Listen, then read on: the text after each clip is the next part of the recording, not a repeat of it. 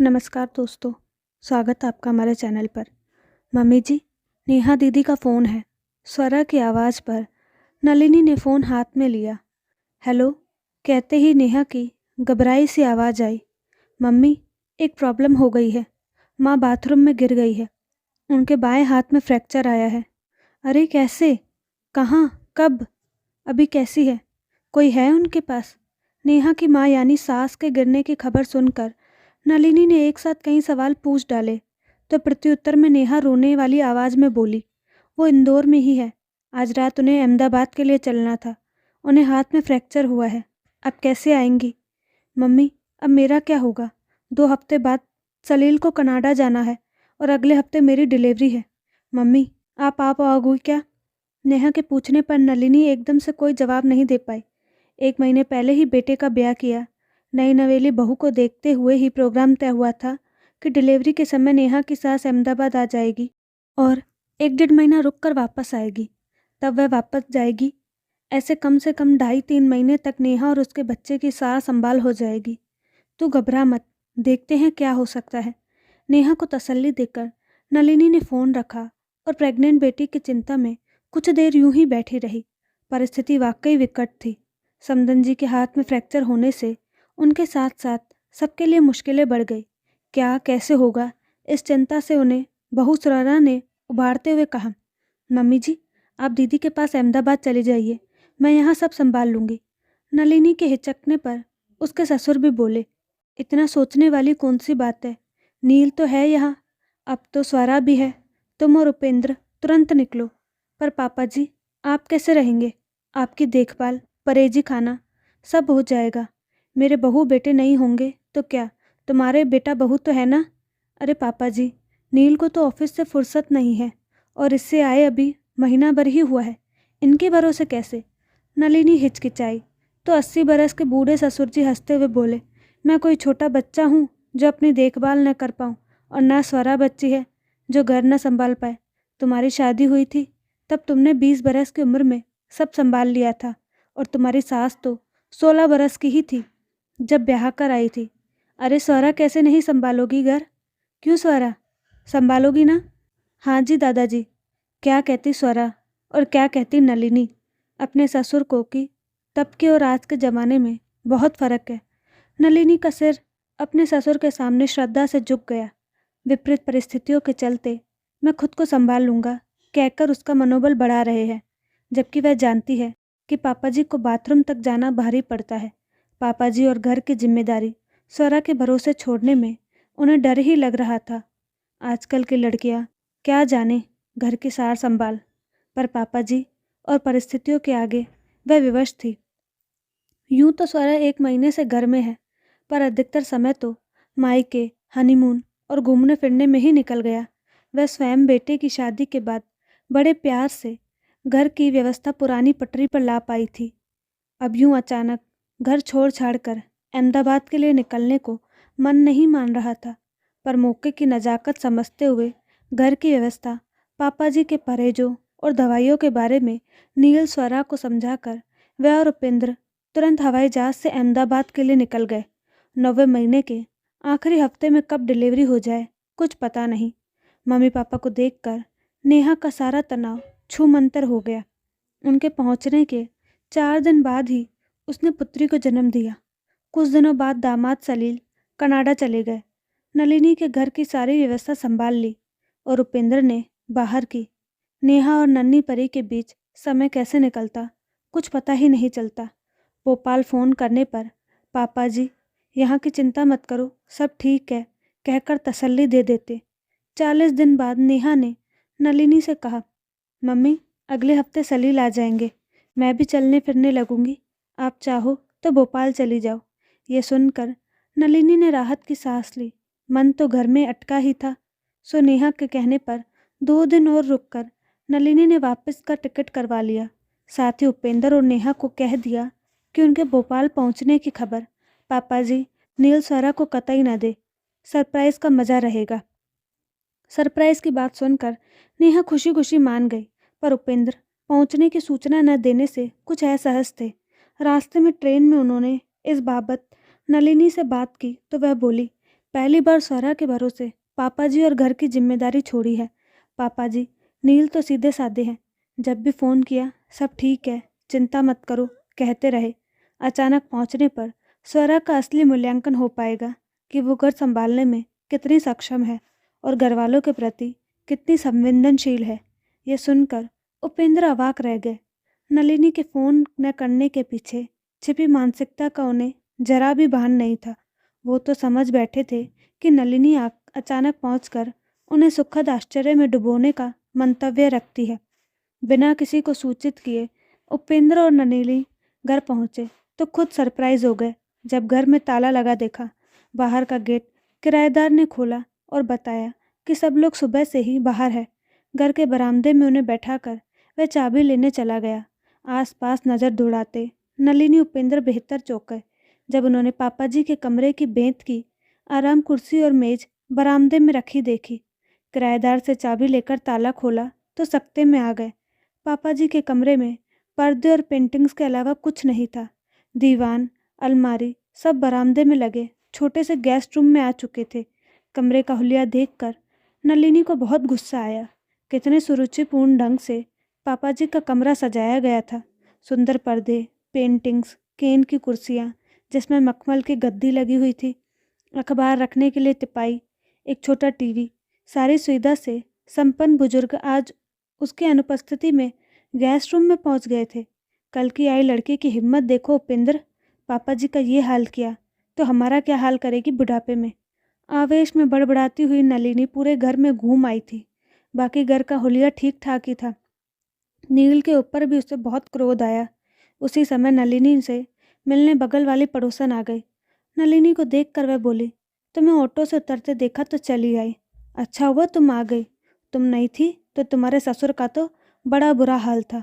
एक दो बार आई मिलने, तभी जाना कि तुम्हारी नई नवेली बहू ने उन्हें अपने कमरे से बेदखल कर दिया है।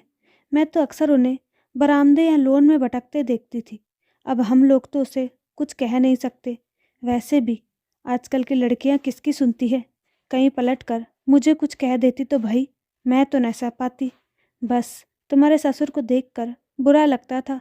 तुम लोगों ने उन्हें इतने आदर से रखा, पर तुम्हारी बहू ने तो, वह बोल ही रही थी कि पापा जी की रोबदार आवाज़ आई, बेटा जी आप मेरे लिए इतना परेशान थी। यह जानकर बड़ा अच्छा लगा, पर अपनी परेशानी मुझसे साझा कर लेती तो ज़्यादा अच्छा होता। यह सुनकर पड़ोसन सकपका गई और नलिनी सिर पर आंचल रखकर ससुर जी के पांव छूने लगी। आप कहाँ गए थे पापा, और अकेले कहाँ से आ रहे हैं। अकेला नहीं हूँ, स्वरा है बाहर, कोई जानने वाला मिल गया, उससे बात करने लगी है। पर ये बताओ तुम लोग आने वाले हो, ये किसी को बताया क्यों नहीं। पापा जी ने पूछा तो उपेंद्र बगले जागते हुए बोले, नलिनी आप लोगों को सरप्राइज़ देना चाहती थी। उपेंद्र की बात सुनकर पापा जी कुर्सी से अपनी छड़ी टिकाते बोले, सरप्राइज़ तो हम अच्छे से हो गए हैं, पर जान जाते तुम लोग आने वाले हो तो डॉक्टर का अपॉइंटमेंट न लेते, घर पर ही मिलते। सब ठीक तो है पापा, उपेंद्र ने चिंता से पूछा तो वह बोले, सब ठीक है भाई, डायबिटीज़ कंट्रोल में है। पापा जी अब यहाँ कैसे आ गए, मतलब इस छोटे से गेस्ट रूम में। नलिनी के पूछने पर वह बोले, अरे अभी इन्होंने तो बताया कि तुम्हारी बहू ने मुझे यहाँ भेज दिया। और हाँ बेटा जी, अब पापा जी पड़ोसन से मुखातिब थे। तुम जो अभी मेरी बहू के कान भर रही थी कि मुझे मेरे कमरे से बेदखल कर दिया गया, तो सोचो ऐसी हालत में तो मैं यहाँ दुखी गमगीन सा दिखता और बेटे बहू की नाक में दम न कर देता कि जल्दी आओ। सॉरी अंकल जी, मैंने जो महसूस किया सो कह दिया नलिनी से। दिक्कत यही है, हम जो महसूस करते हैं वो सही पात्र से नहीं कहते। तुमने जो महसूस किया उसकी चर्चा मुझसे कर लेती तो ठीक रहता। अब देखो, जैसे मैं अपने बेटे बहू से नहीं कह पाया कि मेरे बड़े कमरे में मुझे अकेलापन लगता है। नलिनी उपेंद्र ने इस घर का सबसे अच्छा कमरा मुझे दे दिया, इतने प्यार से सजाया सवारा, पर सच कहूँ तो कमरे से बरामदे और लॉन के बीच की दूरी के चलते आलसवश टहलना छूट गया। अरे तो ये बात पहले क्यों नहीं कही पापा जी। नलिनी के कहने पर पापा जी भावुक होकर बोले, संकोचवश न कह पाया। कैसे कहता बेटी, जिस कमरे के पर्दे के सिलेक्शन के लिए तुम 10 दुकानें घूमी हो, जिसके डेकोर के लिए तुम घंटों नेट के सामने बैठी हो, उस कमरे के लिए कैसे कह देता कि मुझे यहाँ नहीं रहना। तू तो मेरी प्यारी बहू है, पर तेरी बहू तो मेरी माँ बन गई है। वो तो सीधे ही बोली, दादाजी आप दिन भर कमरे में क्यों बैठे रहते हैं? आलस छोड़िए, बैठे बैठे घुटने और ख़राब हो जाएंगे। उसने मेरे कमरे से कुर्सी मेज़ निकलवा कर बरामदे में डलवा दिया। मैंने कहा कि लेटने के लिए कमरे तक जाना भारी पड़ता है, तो यह सुनकर तुम्हारी बहू बोली, दादाजी जब तक सर्दी है तब तक के लिए गेस्ट रूम में शिफ्ट हो जाए। मुझे भी सही लगा। आराम करने की तलब होने पर बरामदे और लॉन से गेस्ट रूम आना सुविधाजनक था। गेस्ट रूम से लॉन बरामदा सब दिखता है।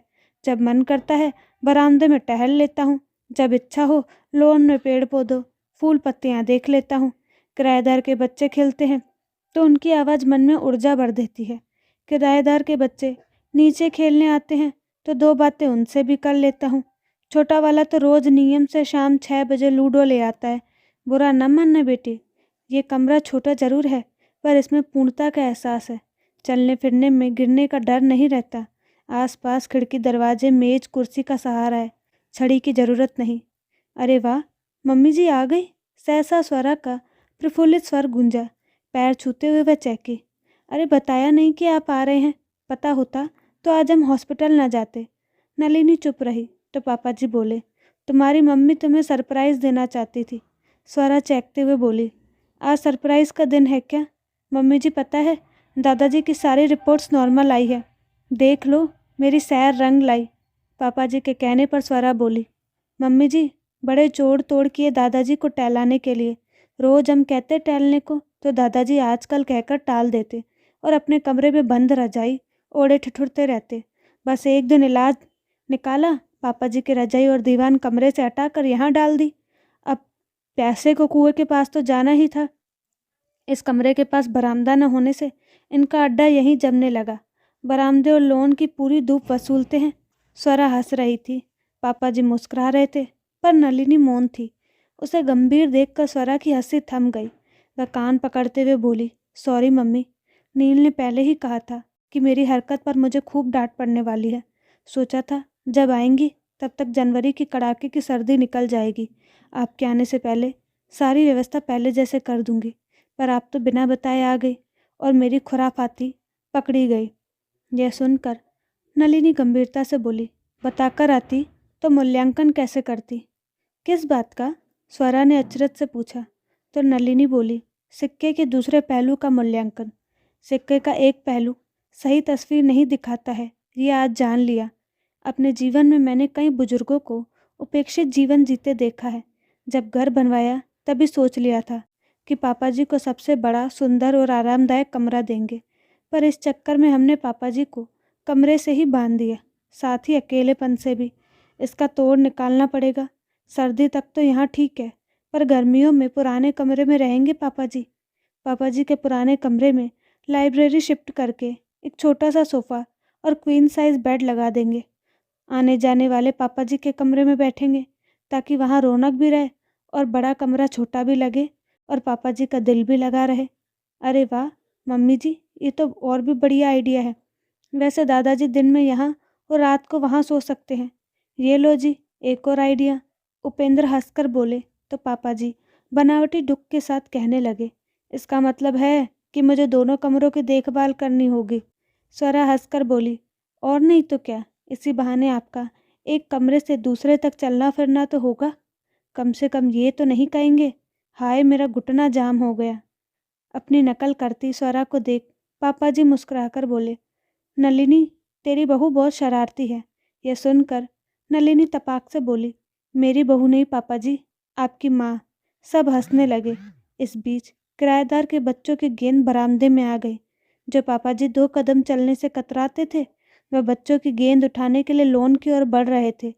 नलिनी उपेंद्र के लिए यह दृश्य सुखद था। आंटी जी आप चाय पियेंगी?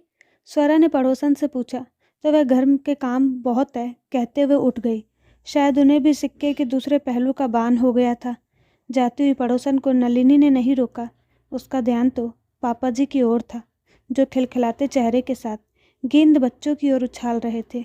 तो दोस्तों, आपको कहानी कैसी लगी अपने रेकमेंड बॉक्स में ज़रूर दें। और साथ ही हमारे चैनल को लाइक शेयर और सब्सक्राइब करना ना भूलें। धन्यवाद।